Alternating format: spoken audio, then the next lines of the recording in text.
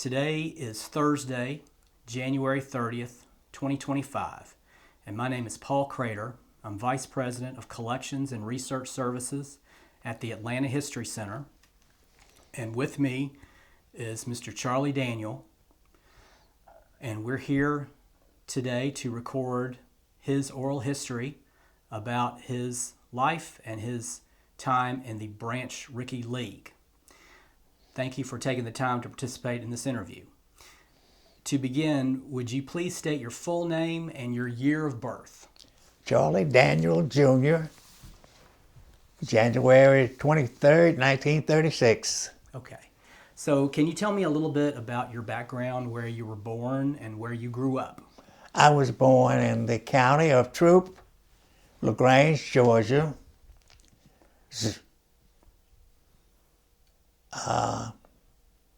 In a neighborhood community of Thomastown, called Thomastown, named after a world-renowned man that was a farmer there in a place called Thomastown. It was named after him. And I attended Thomastown Elementary School there in the mid and the lower 50s. And from there, I started to play in sports mostly, basketball, football, baseball. Baseball was the thing that stuck with me during that time.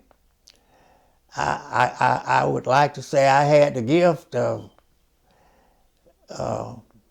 looking at a ball, looking at a field, maybe a cornfield, that would be a nice spot for a baseball diamond. And I guess you might say I had the intel for that. And up in a place called Strickland Pasture was where I guess with my ingenuity, I laid out a baseball diamond. I had seen on TV, that baseball diamond has 90 feet to first base, 90 feet to second base, 90 feet to third base, from third base to home, 90 feet. And the distance from home plate to the pitcher mound was 60 feet. And I went from there and I made out a ball diamond. And I talked to some fellows, I said, we're going to have a baseball diamond up in Strickland Pasture. And this is how it all started. Well, we enjoyed that. But before that, Paul, when I was 8, 9, 10 years old, I did a ball diamond over off of Hamilton Road, between Hamilton Road, Wright Street and all, County Street, where there was the elementary school called County Street Elementary School. I did the diamond there for the little fellas, called it myself because we were all little fellas. And I did, that really was my first diamond before I even tried that at Thomastown, was where I did that diamond on County Street for the guys, I was really, I guess, they looked upon me as a big guy, even though I was just a small, midget-sized guy. And I did that diamond in a straw patch field. I said, this is going to be a nice place, for a ball diamond. And I did that field, straws, we ran over them, stomped them down and so forth there. And that really, I guess you would say that was the start of my big career. of doing the diamonds, you know, I never made anything out of it except the fellas were so glad, you know, that we had a baseball diamond, you know, and we call it the Cannon Street Ball Field, yeah, because it was between the Cannon Street School, the road of Cannon Street, and Hamilton Road. And there we went, Paul, for big time there, you know. And we were then, you know, 7, 8, and 9 grade, that age of guys, you know. And there we started our baseball. Mm-hmm. So tell me a little bit about Thomastown. What was it like to grow up there? In Thomastown? Uh-huh. Oh, in Thomastown, that was our big thing, you know, when we moved to Thomastown. That were all of our kin there in Thomastown, and all our church-going folks in Thomastown.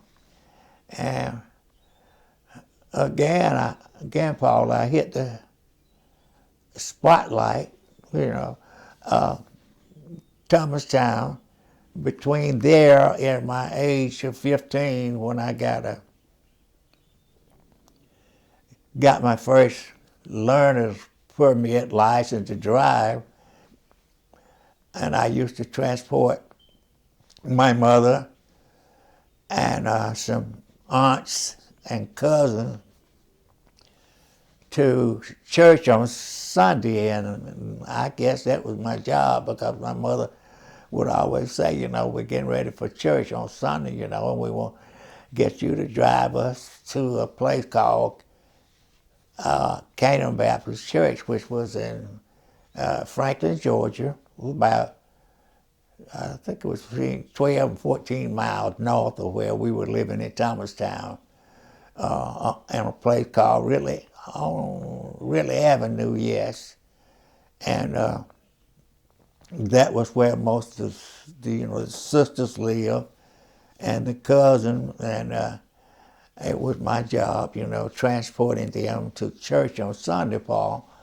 I enjoyed that a lot, you know. So I grew up from there, and in between, you know, I guess the maturity of baseball stuck with me, you know, and I guess you might call me the pioneer, you know. I was getting guys together, you know, to play baseball on Saturdays, you know, and Sundays. And in between there, you know, between school at Thomastown School and all, we would play baseball in the afternoon at the school ground there. And we were you're really working your way up till Saturday, you know, when school is out, you know, and we're getting ready to pioneer and get a team together. And it was enjoyable. Thank you. So, when did you start playing baseball as a kid? How old were you?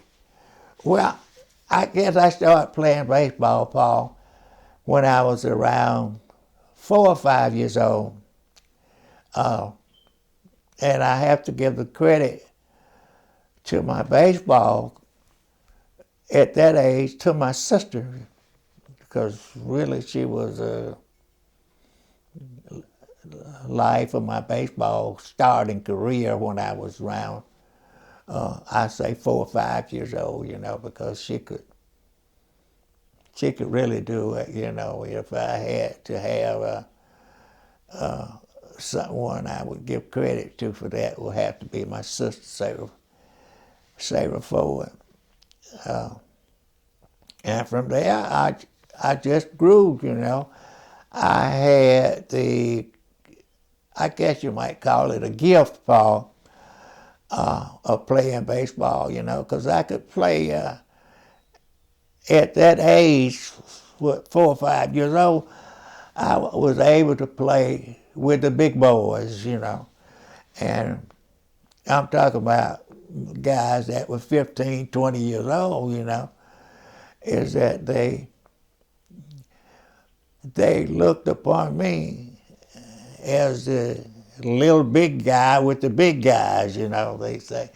Because Paul, when I was walk down Hamilton Road or whatever road it was, they would say, there he is, there comes Charlie, and I want Charlie on our team today, and it was a coin toss, to see who team I played on. I guess they was looking at me and thought that I was good enough, to have big guys, grown guys, wanted to choose me for their team for that particular time. Mm-hmm.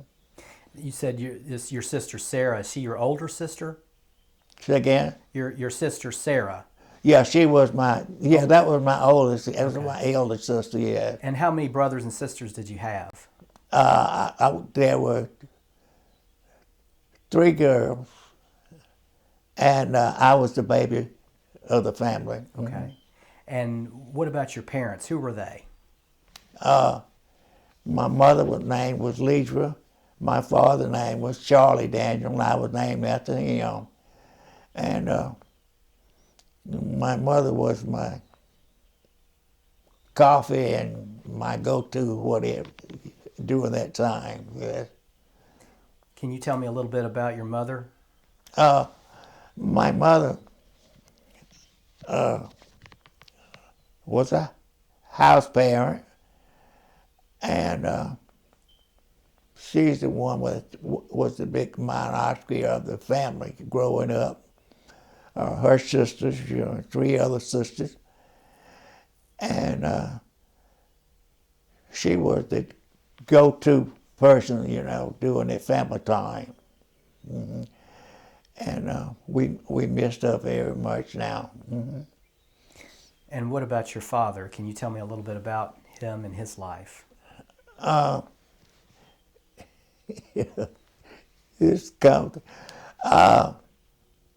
From what I gained and hear, that at that time they were bootleggers. There's no getting around it. This is how they got it. They got through life, making whiskey, and selling on the weekend. Not anything I want to brag about, but that was what it was, and that's how it was. Mm-hmm. And who were your other 2 sisters? What were their names? My mother's sister? Well, do you say you had 3 sisters? Well, there was Sarah, which was the elder. Then there was Bessie next to her, and Antron would be the oldest sister, I think. Yes, mm-hmm. She would be the oldest, okay. And they all expired. Mm-hmm. Okay, so getting back to the diamond that you laid out in Thomastown, mm-hmm. that you were talking about at the beginning, how did you do that? Paula, there's something came to me, I was the bat boy at that time for LaGrange City Cats when I was 3, 4, 5 years old. There was a person named Clifford Hall that played the outfield for the LaGrange City Cat, and they would let me be the bat boy for the LaGrange City Cat. It's really, really, really how I matured growing up in baseball. I have to give the credit to LaGrange City Cats and Mr.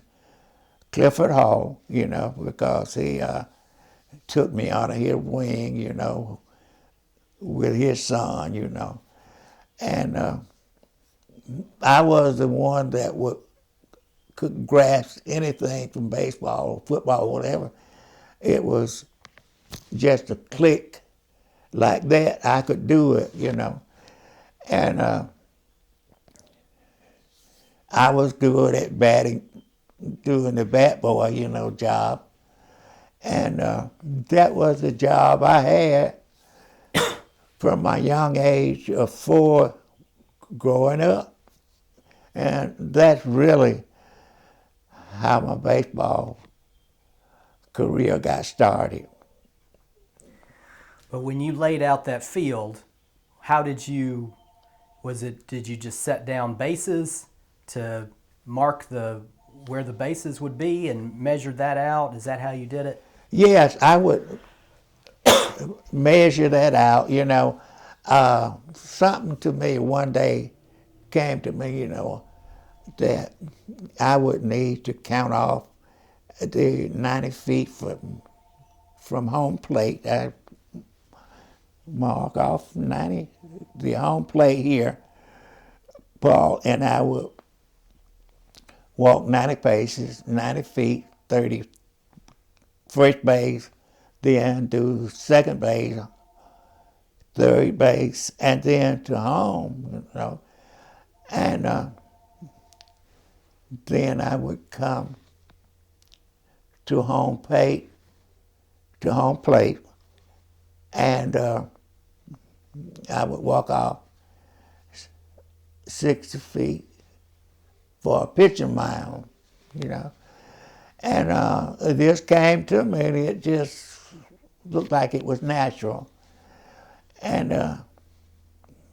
then I would have a ball diamond, and I would say to the fellas when we got out of school or whatever, you know, we got a ball diamond, you know, and that's where we would meet and play, especially that one on Cannon Street. And Cannon Street really was my first one before we moved to Thomastown. And then after Cannon Street, moving to Thomastown, that was where my maturity took over, yes. Mm-hmm. And so when you were out playing in the field, you and your friends, what type of equipment did you have? Well, really, we didn't have any equipment. We would make a ball out of socks. We would put material in a regular sock as you wear. And that's what we started from until we would be able to get a baseball from the city cats, you know, used baseball, and we went from there. Mm-hmm. So as you got older, you started, what teams did you play with in LaGrange? In LaGrange, I started with the LaGrange City Cat. And my baseball career with the City Cat started off in Atlanta, Georgia. There was a LaGrange City Cat third baseman got hurt some kind of way, and they were short of players. And there was a player for the LaGrange City Cat called, his nickname was Sharp Eye, and he was really the one that started my baseball career with the big guys, you know, because like I said, I was just a little bat boy. And they say, well, we're short of players, you know. And mind you, we're in Atlanta, Georgia, some 90 miles away from Atlanta at that time. And Sharp said, no, we're not. He can play third base. And I went from the bat boy to third base against a team called the Robinson Dodgers in Atlanta, Georgia. And I always remember the Robinson Dodgers till the rest of my life until now. I always remember Robinson Dodger because that's where I started my career, you know, as a little short fella. And third base was given to me because of this guy called Sharp Eye. Sharp Eye? Sharp Eye, yeah, that's what they call him, Sharp Eye, you know, because he had the sharp eye for recognizing talent for the ballpark, you know, and all that, because he said when the third baseman for us got hurt for some reason or another, and they said, well, we don't have a spare guy, you know. And Sharp, I said, yes, we do. Here it is, the little bad boy. And they put me out there way in Atlanta, Georgia. And I was a third baseman for the rest of my time.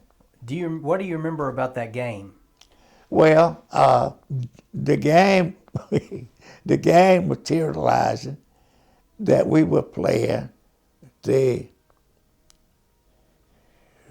Robinson Dodgers in Atlanta, Georgia, 90 between 90 and 100 miles from LaGrange, Georgia.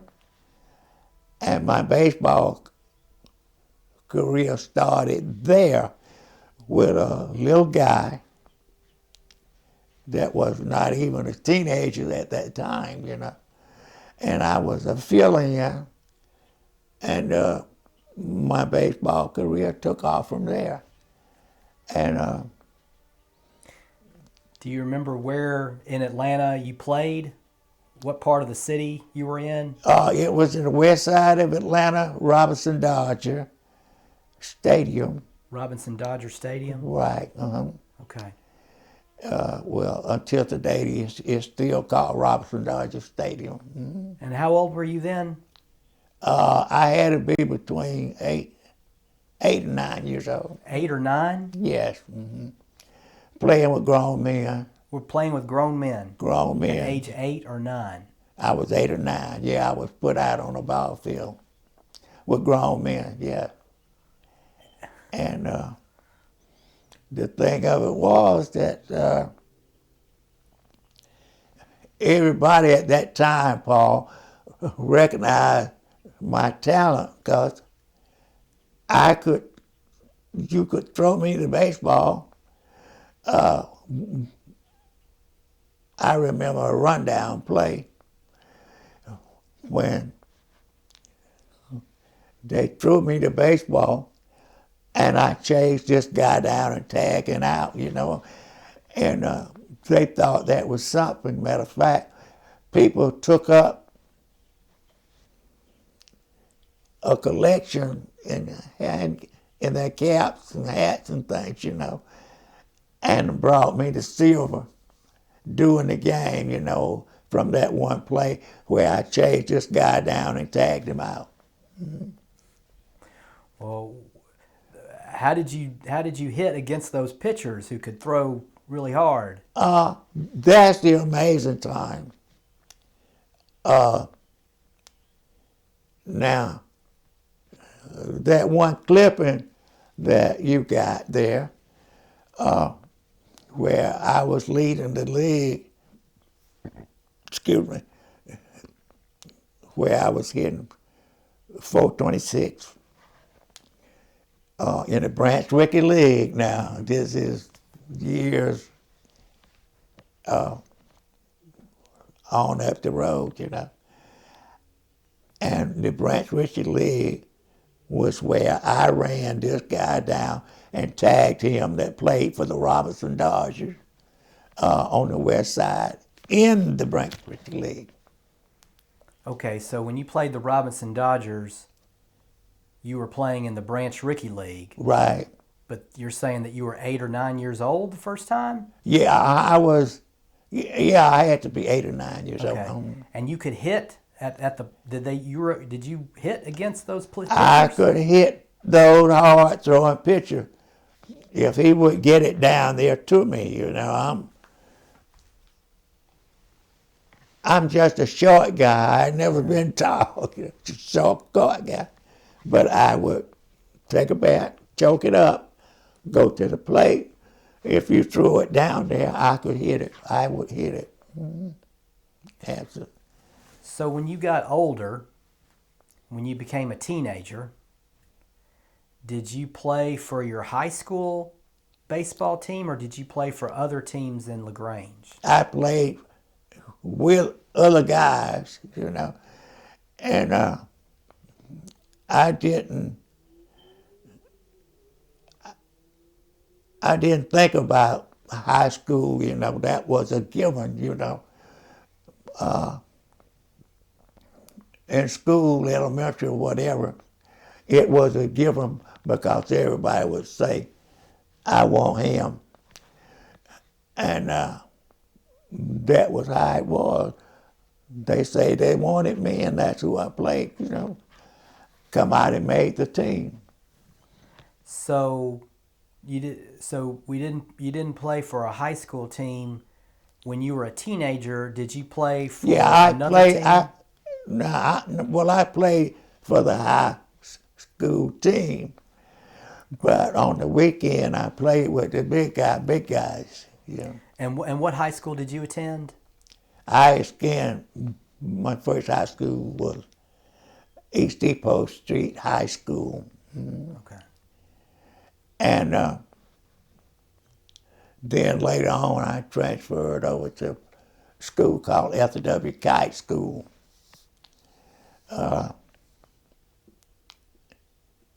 I enjoyed playing for both high schools.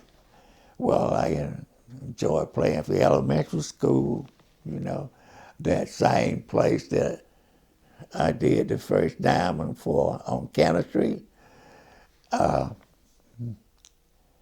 This was before, this was back now in the 50s, 48, 50, before segregation and all that stuff. I would, Paul, I would do all of these things, and during that time, let me go back to Cannon Street Diamond. When I put up that Cannon Street Diamond Park, there was a guy named Lee West that went to Cannon Street School, and we were the same age. We were 7, 8, or 9 years old, and Cannon Street School was right there, Paul. My ball diamond that I made out was right here. Lee West worked for LaGrange Daily News, where he grew up out of school, Cannon Street School. And this was during the segregated times, But Lee West and myself, we didn't know anything about segregation, you white, I'm black, When school got out, the park, the diamond that I had laid out, the Cannon Street was right there, like that door. The ballpark there. Lee West lived there on Cannon Street. I lived right here on Hamilton Road. And we would all meet at that diamond that I had drew out and measured off. And we didn't know anything about the different colors, Paul. We just played together, and that's how it was. And this is what solidified our relationship between Lee West and myself till today. You're still in touch with this man, Lee West? I would say we're still in touch, but in a phantom way, because I haven't seen Lee in a number of years. I don't know if he still exists or what, because him growing up, and he was a news reporter for LaGrange Daily News, and I haven't seen Lee in 10, 20 years, so I wouldn't know if he's still living or whatever. So you grew up, you were both young boys, and you were playing baseball together. And he was white, and you were living in a segregated world. Absolutely. In LaGrange. What do you remember about segregation in LaGrange? The division divided, but we didn't know about that. It didn't go on our mind. When we got ready to get together, we got together, regardless to what society said. We got together. We didn't pay any mind to what you thought. When we wanted to get together, we got together. And we didn't have no problems at all.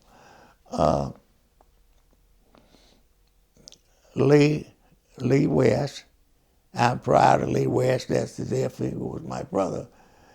And I'm sure that I am the same way about Lee, because when he grew up, we grew up. He was a writer for LaGrange Daily News. And I used to go by LaGrange Daily News building there. And I'd walk in. If I wanted to see Lee, I'd just walk in there and go see Lee or anybody that I wanted to talk with in the spot at that time. And that was how it was with myself and Lee West, yes. Just sort of thinking about growing up in that environment, a segregated LaGrange, as a black man, do you recall things that you weren't allowed to do and places that you weren't allowed to go that put constraints on you? And what do you remember about that time as in a segregated city? Well,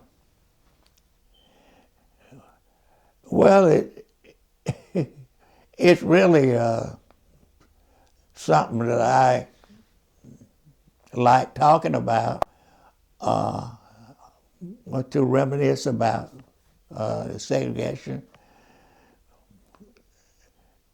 The thing I remember at the young age in LaGrange, that it just wasn't, because of, I guess, how I grew up. And I grew up on Hamilton Road in LaGrange, Georgia. And everything with me was between Hamilton Road, Cannon Street, Cannon Creek School, Wright Street, and Hamilton Road, And this is how I grew up. I didn't really have a big problem with segregation and all that, because my world was between Hamilton Road county streets, and we were like this, me. All the white guys and things that I knew, we were always like this, And when we got ready to get together, we got together, Even though segregation was a big deal, Paul, it wasn't a big deal with us, I guess because athletics and all that stuff, baseball, particularly baseball, that's what we played, especially Lee West. And I always remember that between Lee West and myself and my teammates, Even when I grew up and I graduated from bat boy to a player on the LaGrange City Cats team, when a player like yourself, Paul, wanted to play with us, they would always say, "See Charlie," even though I was just, still a small guy and all that, say, "See Charlie," And lo and behold, on Sunday that guy would be at the ballpark and eventually would play with the Branch City Cats. Was no problem there, and we enjoyed it. We didn't have no problem. We didn't have no problem with folks wanting to come to see LaGrange City Cats and so forth, What do you remember about playing for the LaGrange City Cats? Where did you play, and what other teams did you play? LaGrange City Cats ballpark was off a place called, right off of Big Spring Road, where it's called Carco Street now. And that's where the ball diamond was. That's where I was the ballpark. That's what the ballpark, because I was the bat boy for LaGrange City Cat off of Big Spring Road and so forth, And I traveled with the club when I was the little bat boy because Mr. Clifford Hall actually made me the bat boy for LaGrange City Cats, because he was. But did you play? Were you a player for the team later in your life? Yeah, I was a player for City Cat when I was designated to play third base in Atlanta, Georgia, by the guy that we call Sharp Eye. Right.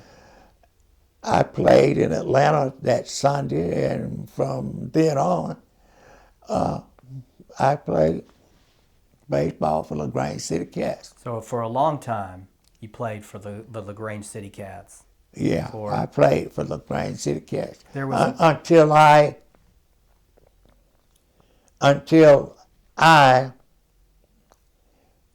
they decide we have the Callaway Cubs, which was on the other side of town, until they decide that they wanted me to play for them. And sometime during the week, they would see Little Charlie, that's what we call him, and I would go and play for the Callaway Cubs. The Callaway Cubs name was after Mr. Callaway. The Callaway, that's the name of the Callaway Garden in there. That Callaway, I played for that team on that side for the big wheel that owned all the textile mills and things in LaGrange, Georgia, and Spartanburg, South Carolina, and everywhere. I played for that team, yes. For the Callaway Cubs, did you play all of your games in LaGrange, or would you travel to other cities? We would travel, get a booking for a team, that wanted to pay the Callaway Cubs or something, and they would make that contact, and we would go and play them on Saturday, or they'd come visit us on the Saturday. How much would you get paid to play? There Or was would no, you? Did they pay you? there was no pay. Yeah, no, we didn't get paid for doing that. Okay. And what do you remember about that team? Do you remember any of the players that you played with? Oh yes, I remember a lot of the players that I played with on the City Cat teams and the Callaway Cubs, because the same team that was on the City Cat part, some of them played on the Callaway Cubs team, and some of the players on the Callaway Cubs played on the Branch City Cat. Do you remember any of their names? Oh yeah, we had the Cotton Brothers.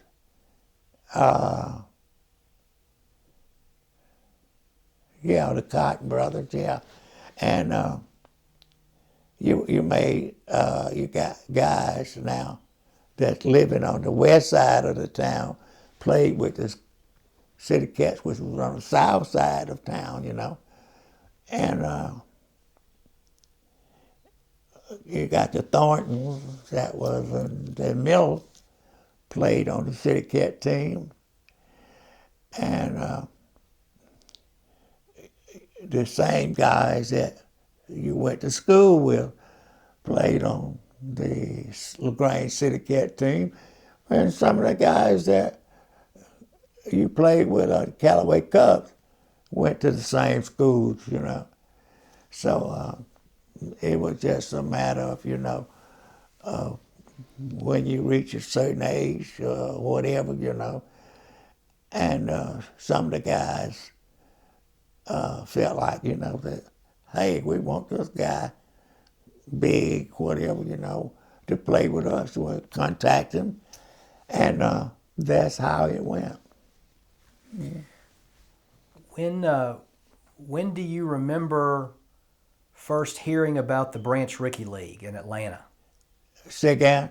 When did you first remember hearing about the Branch Rickey League in Atlanta? Now, the Branch Rickey League was already established while I was before my teenage, see. Right. And then later on up, from the Georgia-Alabama League, you got some clipping probably there, was where I played with the Branch City Cats, was in the Georgia-Alabama League, and we go to Atlanta to play guys in the Branch Rickey League. We talking about you go and play in the Robinson Dodger, the East Point Bears. Those were the big teams that was in Atlanta, and we were LaGrange City Cats and Callaway Cubs and all. We were south of those guys, and we would go and play the guys like, say they're the Yankees, the Brooklyn Dodgers, or whatever. They are the big types up in Atlanta, those are the big wheels. And then, when they decided to branch up between the Branch Rickey League and the Georgia-Alabama League, those were the separations between the maturity of the leagues. And we graduated, I remember, in 1958, those guys had been beating us up, all through the high school league, college leagues, and all like that, And 58, that's when the maturity and all of our LaGrange City Cat came together, and we beat them in 1958 for the championship. And we felt like we had arrived, because we had guys like George Thornton, Willie Irv, the catcher, and we had Pat Mouth, who was a good second baseman and a pitcher, and we all came together, and we felt like we had reached the maturity, because we could beat those guys in the Branch Rickey League and the Georgia-Alabama League that were in the Atlanta area. And we knew we were ready then. We had reached that tempo. So after 1958, when you were still playing for the LaGrange teams and you beat the teams in the Branch Rickey League for the championship, was it after 1958 that you started playing in the Branch Rickey League? Yeah, it was after that. Yes, it was after that. I didn't start playing in the Branch Rickey League up in Atlanta area until 1957. 1957. I started playing in Branch Rickey League, and that's when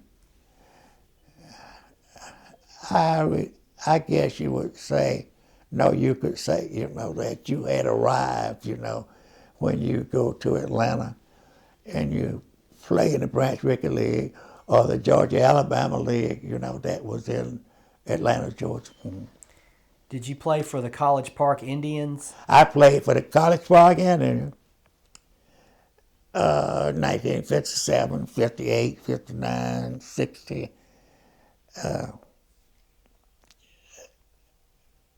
After the year 60, I was signed by the Los Angeles Dodgers scout, Leon Hamilton. But in between, that's how it go. You go to elevated, to Atlanta, and somebody discover you, and invite you over to play on one of those teams up there. Mm-hmm. So, did you get recruited to play for the College Park Indians?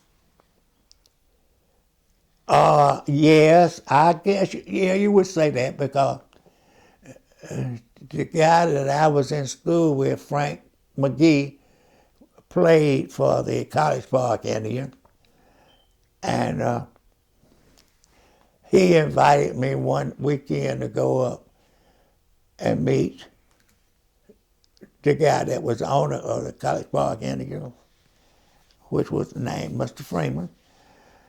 And it went from there, me and Frank McGee. He later was signed by Cleveland. But the College Park Indians had, from our district in LaGrange, 1, 2, 3, 4 or 5 guys on the College Park Indian teams in LaGrange from LaGrange in College Park that played in the Branch Rickey League. So, the team owner, his name was Mr. Freeman. Freeman, yeah. Okay. And you knew Frank McGee from LaGrange. Right. And what do you remember about Frank McGee? Oh, Frank McGee. Frank McGee, we were like that two peas in the park, and we were like the glue that was together. It was hard to separate us, Frank and myself, Frank McGee and myself, because on the weekend when we were both playing for the College Park Indians, we got jobs in Atlanta at the same place and at the same time. And we rode all the buses at the same time. That's the MARTA buses and the Greyhound buses, we travel on, from here to Atlanta to Florida, and Greyhound buses from there to Florida, spring trainings and things of that nature. We were just always together. I have a novel, a book written about me, and I would like for you to see or get one of those books, especially for you. I got to see Miss Moore about if she got a copy. I'll get that book to you. It's very interesting. There's a book about you? Yeah, a book about me. What's the name of the book? Yeah, I won't give you the name of that. Okay.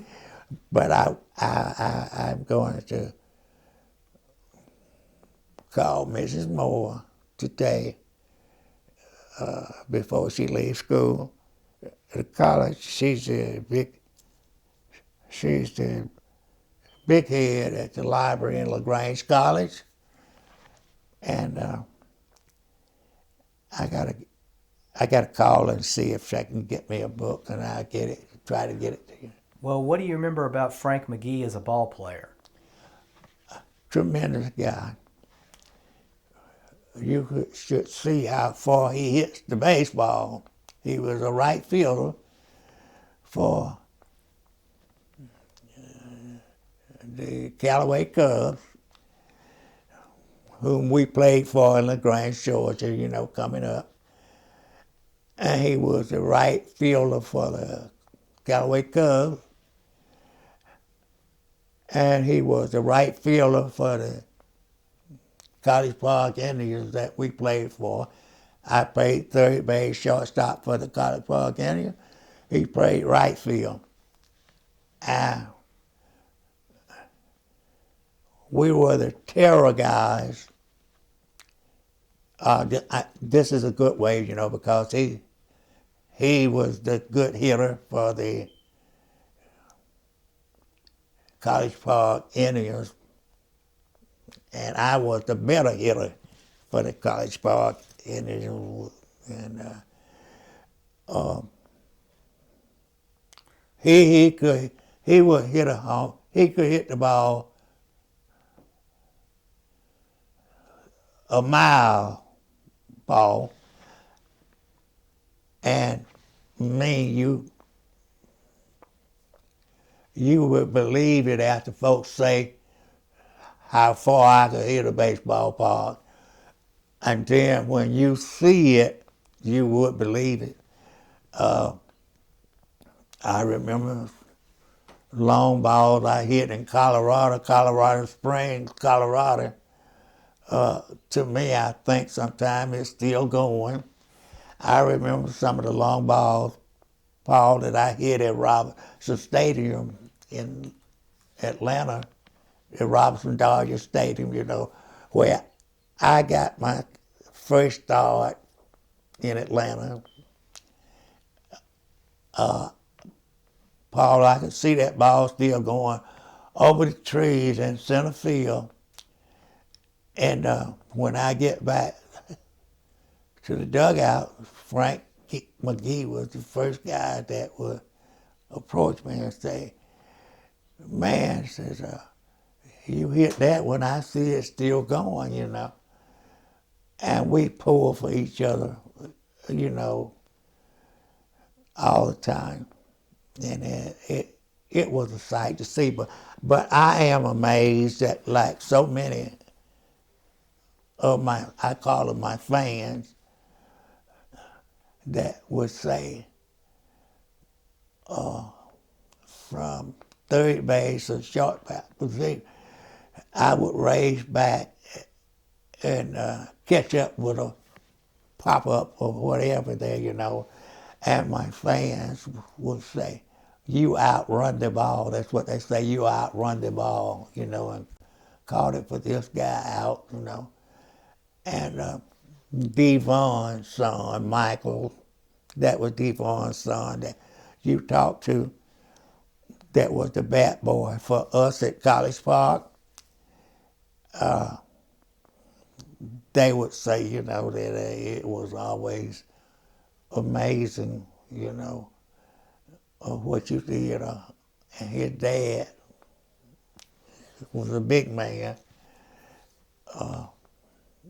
He believed that I could hit the ball as far as anybody you ever seen there.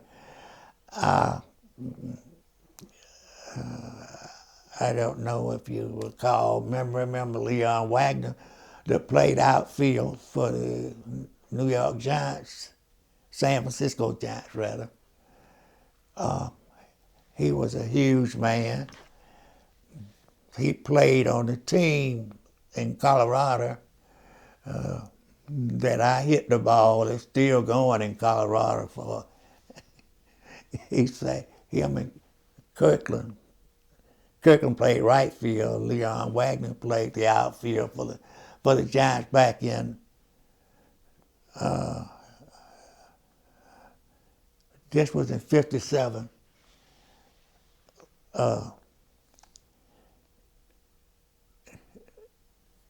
We, some kind of way, we all ended up in Colorado, and I got to hit against Wagner and Kirkland's pitchers. That was a major league pitcher, and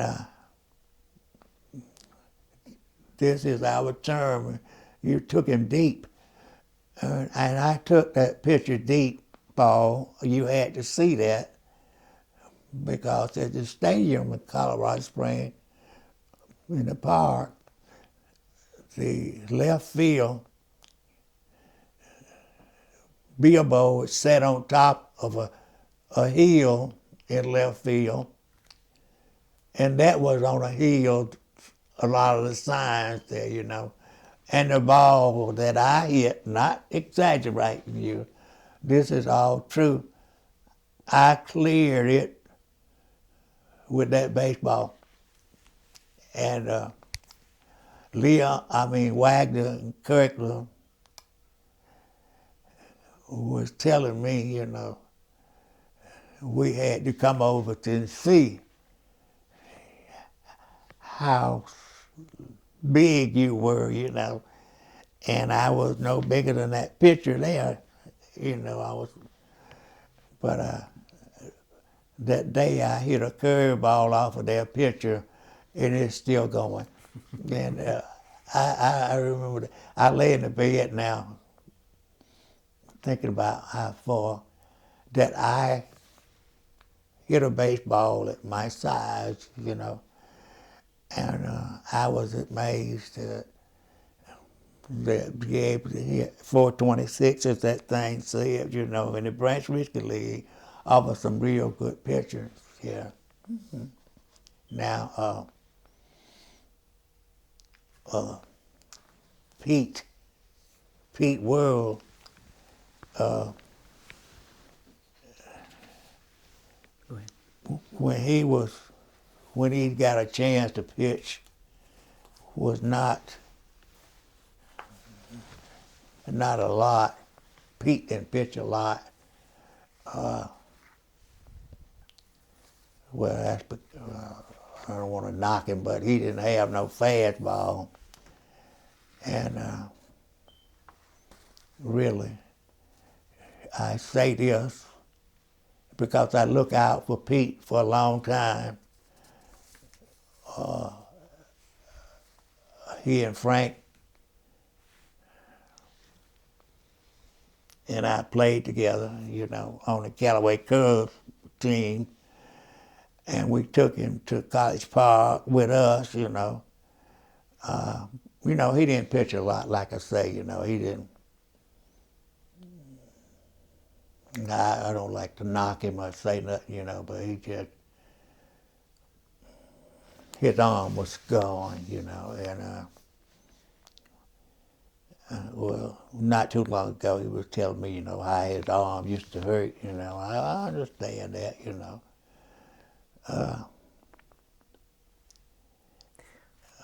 but we were together for a long time, and we played on the same team, College Park, myself, Frank McGee, and Robert Worrell. Do you remember playing in the World Series in Wichita, Kansas? Yeah, that was where they, excuse me, that was where they saw me. I guess in Colorado, that was where I would be for a newsreel for some reason or another, a little guy, now Paul, vision, a little guy like me, 5'3" or 4", no more than 5'5" tall. Well, I was built just like I was there, for 5'5". And I could hit the ball with power like your big guys, And a lot of times, when I come to the bat, the guys threw it up in the dugout, where there was a fence that kids could crawl up on. When I came to the bat, they'd run to left field and get behind left field and stuff, like I was Mickey Mouse, or if I was Willie Mays or Frank Robinson or something, and I would tell guys, my plus, especially my teenagers, I said, you guys are jealous of me. Don't be jealous of me, because I can hit the ball. You don't, because kids are running, like I was a big guy, and wanted me to hit a home run. And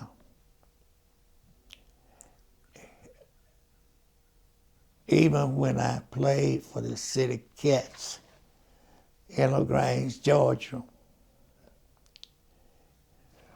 when I was not out of elementary school yet, Paul,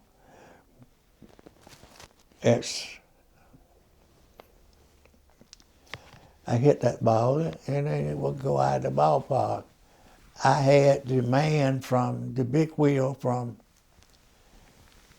the Callaway Guard. He was supervisor in one of Callaway Mills at Hillside Callaway Mill, you know. And this guy would always come to the ball game on Saturday. I didn't know who he was, you know, at that time, you know. But later on, you know, it all came together. Mark would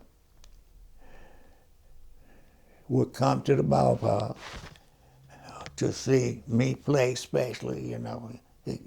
He told me because Who was this? What was his name again? Money West, I think Monty it was. West? I think that was his name, yeah. Anyway, he was a supervisor at Callaway Mill Hillside plant. Reason why I can't forget him, you know, because I worked at Hillside Mill too. And I was a laboratory technician. When Deere Milliken bought the mill out, I was technician for the carpet department there. And before that, I had got a job and they had put me in the carpet department there. He was over there. He was the big superintendent over there. And later on, when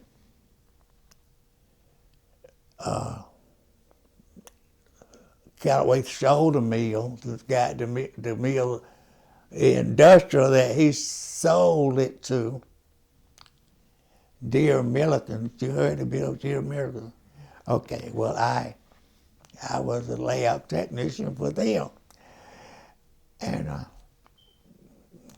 he was the same one that used to come to the ball games to see us play. I say us, you know. And but he really would come and stand there for every time when I come to the bat, you know. And I see this coincidentally, you know, that he is superintendent at the mill for Callaway and was super mill at the mill for Deere Milliken. Well, incidentally, God played it this way for me. They come out of Spartanburg, South Carolina's Deere Milliken, Big Wheel. And I got a job at Deere Milliken in the lab as a technician.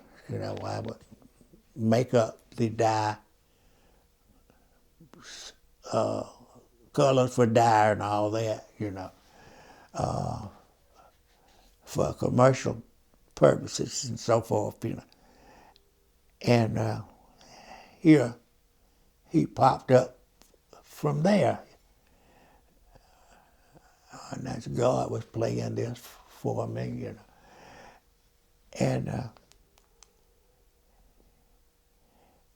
from there, you'd have to be there to believe how the dots fitted the squares, you know. And here he pop up, you know, because I thought he was gone when he sold it. When Deere Milliken bought Callaway out, I'm thinking everybody's gone, you know. Mm-hmm. But lo and behold, I looked up one day, you know, and there he was again. His wife worked for CNS Bank. I had got me a job at EMC in LaGrange, Electrical Membership Corporation. I was the guy at EMC got a job there, and I did the mailing and the banking for that electric membership corporation. And the banking woman that we came together, is my favorite person that received that money that I bring in there, put in there every afternoon, was his wife. But I didn't find out that Carl's wife was his wife at C&S Bank that took the money from money I brought there every afternoon. And then, we became friends, me, his wife, and himself, we find out. And I say it's ironically, that he worked at the mill for Callaway. We worked at the mill for Deere American. And I got to know his wife that worked at C&S Bank. She was a teller there, when I was in all this stuff, Charlie. It goes together, Paul. It just went together for me. And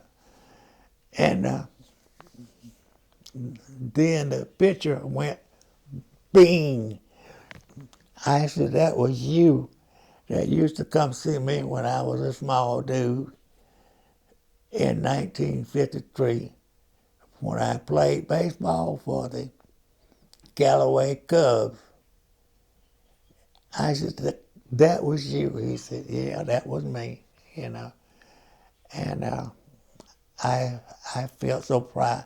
I felt so proud for him. I felt so proud for myself, And I felt so proud for his wife, because she introduced me to all those tellers at the bank and all, And I just felt so good over all that. Mm-hmm. And I wish it was today, worldwide, that we could be together like that again, Do you have really good memories of your career playing baseball? Yeah, I Does it make you feel good? Make you feel good to look back on those years? I look back on those years. Wish I could replay it and do it again, And I wish it was where communities that was able to circulate, and that we all could do that, and make the world or the city, states or whatever be better. Especially with all this gun violence we got, Paul. It was where we could just throw all the guns in the ocean. Mm-hmm. So you played several years in the Branch Rickey League with the College Park Indians, and then the Dodgers draft you. No. Is that right? Or what is that? No. I went to a tryout camp at the ballpark in Atlanta, Georgia there. God. For the Dodgers? This stadium, you heard of Atlanta Crackers? Uh-huh. I went to their ballpark in Atlanta, Georgia, when I was playing for the College Park and the College Park, and I went to a tryout at their ballpark, Atlanta Crackers, in Atlanta, and it was a 2-day tryout, Tuesday and a Wednesday, and there was a scout from the L.A. Dodgers there named Leon Hamilton, was sitting at the ballpark. He was Leon. He's a little man like me, maybe a little bit taller than me. And the team that we were playing against, this guy came at the right time. Paul, believe me, every time I came to the bat, everything he threw, I hit it out of that park. They say, the ball that you was hitting, fella, is the ball that Montag, that used to play for the Atlanta Cracker, was hitting it out there, they in Atlanta Stadium there, Crackers played in, this was a beautiful park. I thought that was a beautiful park. Ponce de Leon Park? Ponce de Leon Park, never forget. And I hit 2 balls, Paul. You had to come see them. You said Montag hit them there, and that's a long way out there, but that's what they attributed that to. And Leon signed me, and I don't know if you got a picture of 3 of us there, minor,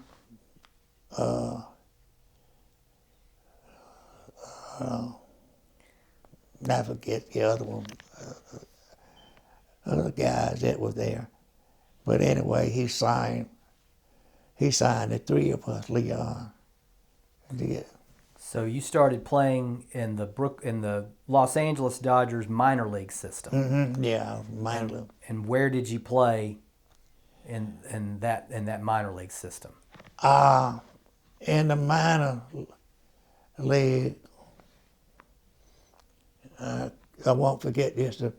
This guy came along named Pete Rose, that was in Macon, Georgia, and I never will forget Pete. He was ruling. He was ruling this league. Pete Rose was a hot guy. I thought that I wanted to play in the league that Pete was out there. I said, well, there's no way. This guy can put a pillowcase on his head and he still can hit the baseball. See? And they sent me to South Carolina, Charleston, South Carolina, and I did pretty good in South Carolina, but I couldn't do what I wanted to do or play like I wanted to play because of the mosquitoes. I mean, they were terrible. I haven't seen mosquitoes like this, And but I got a break. They sent me to Keokuk, Iowa. Iowa? Keokuk, Iowa. Mm-hmm. Okay. And they said, you got from the big wheels and the scouts and all, said that they wanted me to hit left-handed too, And I said, hit left-handed? Yeah. So I had to switch over and start hitting both ways. And that was where I was off. 6-1 I broke.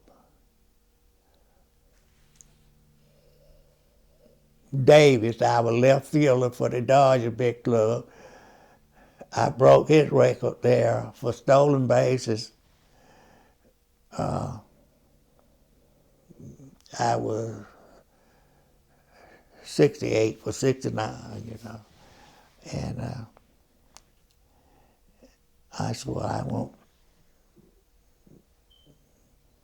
These guys are too much for me, and because we got Willie Davis in center field, Tommy Davis in left field, and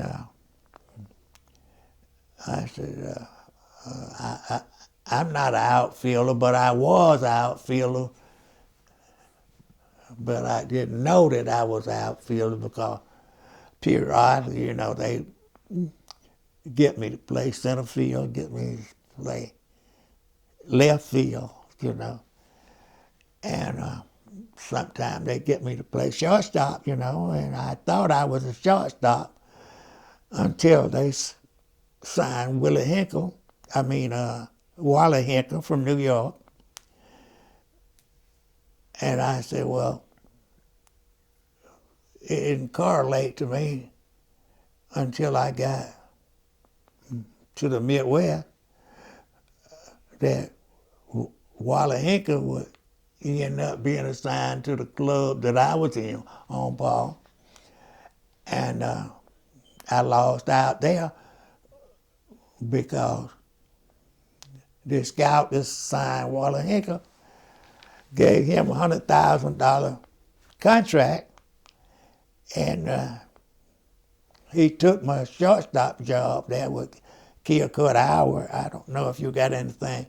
You should have some clipping there for Keokuk Hour, where I played there when Wally Hinkle came there. And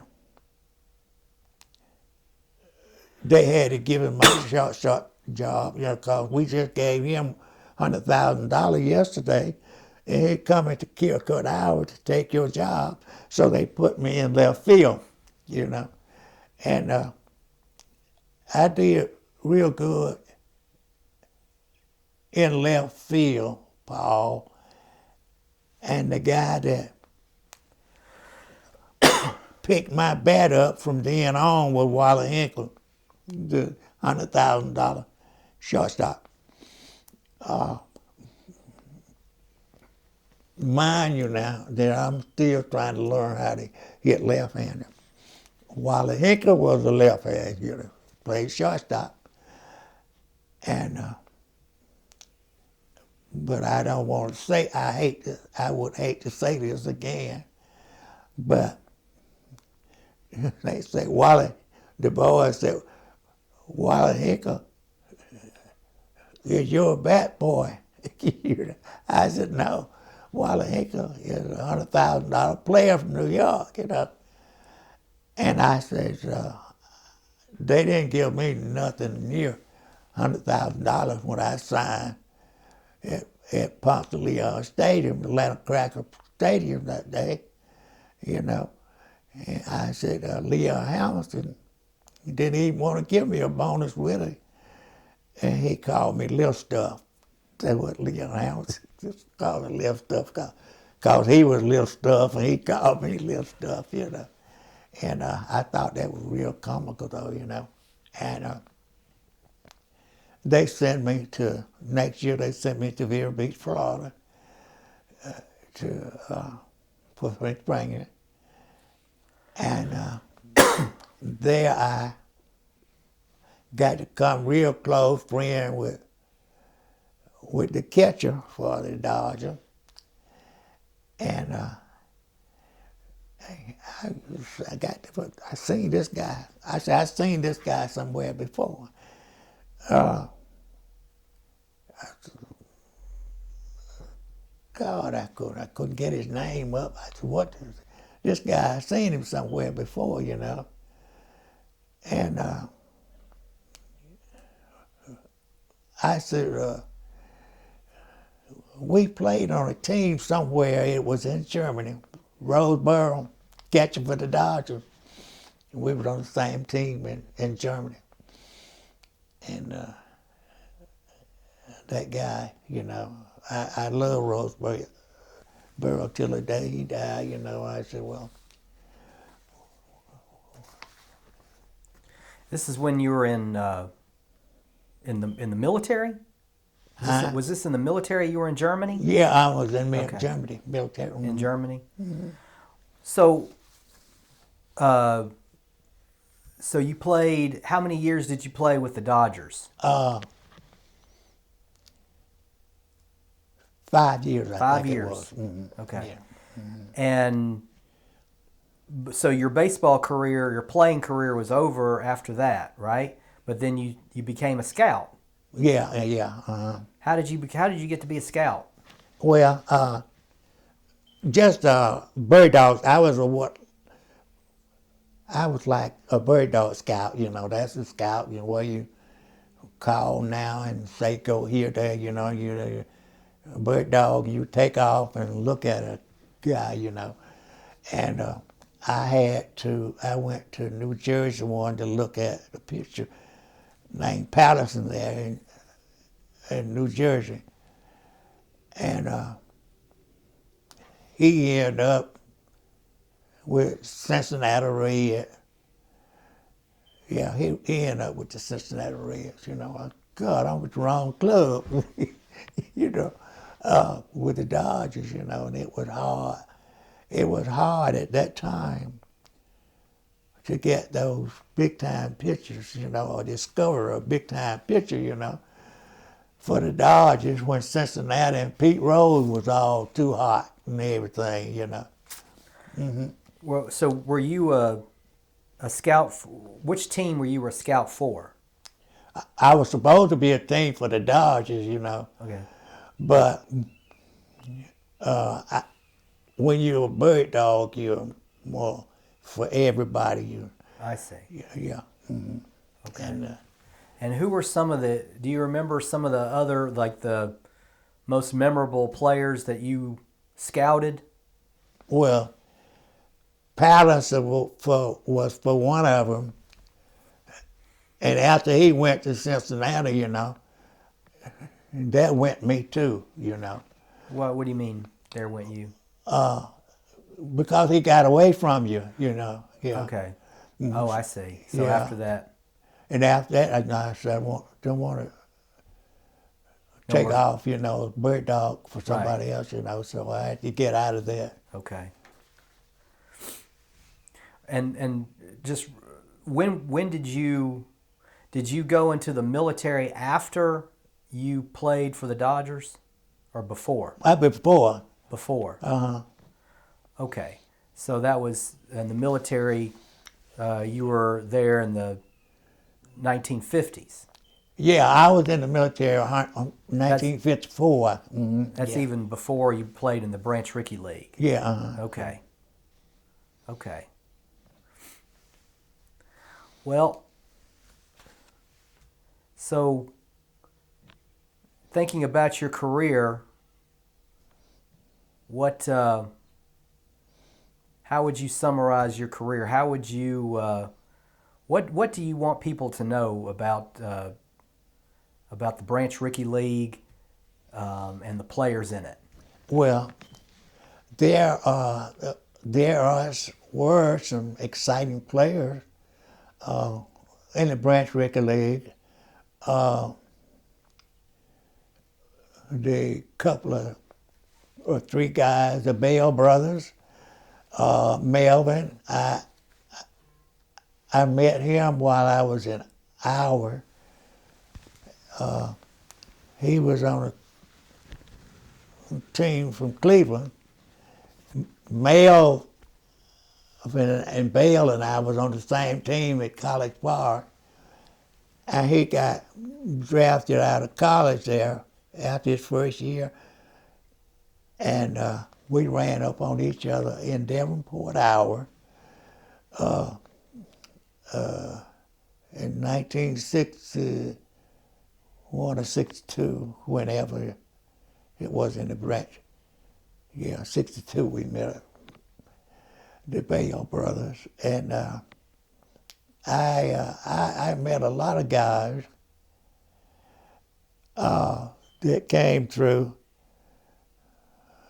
the Pacific League out there, that remember me back from the days, Yeah, a ton of them.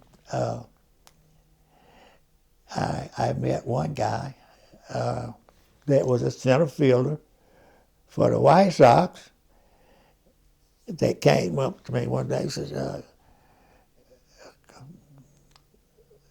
I got the name, the same guy. You're the same little guy, They say, you're the same little guy that played in the Branch Rickey League from Atlanta. I said, yeah, I'm that little guy you talk about. He said, well, you're a little bit bigger than what they, he said, you're a little bit bigger than what they said, you know. I said, well, thank you a lot, you know. I had some fans that come out of the stadium, out of the stands at the stadium in Quincy, Illinois. Quincy, Illinois here, and Davenport right here, you know. You step over one line from Quincy into Davenport, Iowa. And I had a good game against Davenport. And then the next series of game, Paul, you play it maybe be in Quincy, Illinois, against a club. No, you play in Davenport, Iowa, and you meet these guys tomorrow in Quincy, Illinois. But you don't have to do no traveling. You just change hotel rooms, you know.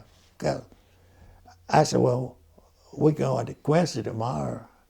And they said, no, you don't go to Quincy, you just change hotels, you know.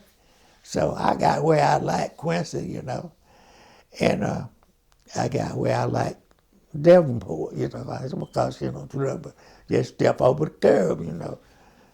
And I got to know a few guys there, you know, and they, Paul, were keeping up with how many stolen bases that I was doing, you know. And then it came to me through our news things, you know, that you were close to breaking Tommy Davis, the left fielder in the Dodgers organization. You were close to them, you know. And I guess I had got to 65 or 66 stolen bases. And Tommy Davis had stolen 69 or 70 bases, you know. And I was getting close. And these guys were keeping up with that. I wasn't even conscious of thinking about, you know, no stolen bases, you know. I just know I was running, you know. And they would always tell me, how many you gonna do today, Charlie? And I don't know what you talking about. I mean, say you're 2-3 bases from breaking Tommy Davis stolen bases in this league, you know. And I guess I started feeling pretty good about that, you know. Tommy Davis and Wicked Davis fast. Two of the, and Murray Wheel at that time was the two fastest guys, three of the fastest guys in the league. And I said, well, I don't really care, you know, about the stolen bases, you know, but that wasn't the truth because I was interested, you know. But playing the infield position and Murray Wheel playing the infield position, and he was breaking stolen bases records, you know. And I said, well, now, I can't play third base anymore in their position, you know, because third baseman got to be able to hit home runs every day, you know. And I said, I lost out there. And then for third base, for second base, they got this hot guy that came in from Santa Barbara, was hitting home runs like dropping them out of a milk crate, you know. And I said, boy, I was in a hot pickle then, see, you know, because I was hot. Everybody thought I was hot. And I go to spring training every year. And Quinn would get me a $2 or $3 raise, you know. You did good, Charlie, secretary secretary for our Dodger thing. And I said, well, I thought I'm doing good. And I was having lunch with the owner of the Dodgers at that time, who called me, send Charlie over here, because I was good for morale at Vero Beach. And I said, but I can't go nowhere. They keep giving this money to them signees, And I said, I'd rather be somewhere else than be in the Dodgers organization, And I thought I was, but Dodgers organization is what I should have enjoyed better, And when the owner from the Oakland A's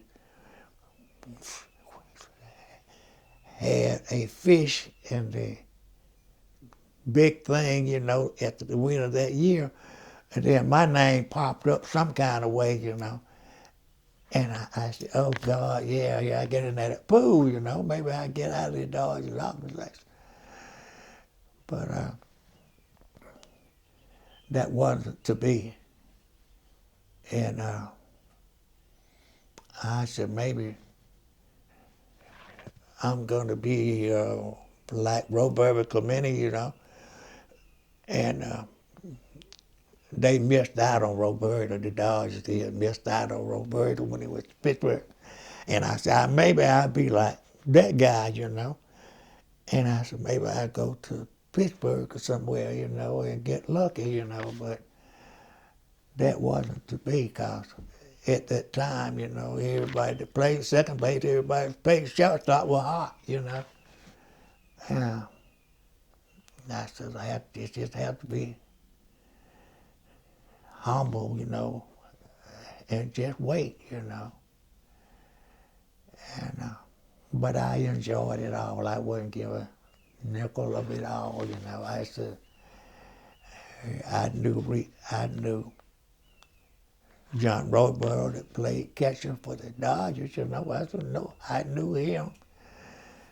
And I feel good about that, and I got to know all the Dodgers, and I got to know Koufax, and I say, knowing Koufax, and Koufax used to come into the dining room and to the area where we sit down and talk, eat fat.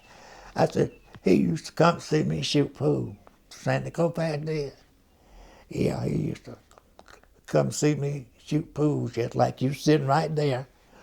He used to be standing up over here to my right or my left watching me shoot pool because Paul, I could shoot pool until 3 or 4 years ago. And till that caught up with my arthritis and rheumatism. And I used to go to, after we finished shooting there in spring training, I used to be, and everybody said, here he come. One for me, here he come.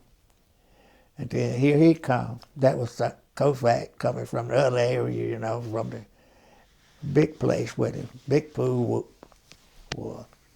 And pretty soon, Paul, I felt big too, I just got Sandy covering the roof for me. And then the other one was Leo the Rocher, Paul.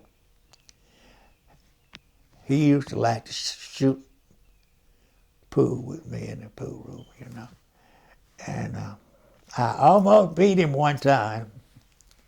One time I almost beat Leo, but he was a good pool player, Yes, sir, really. And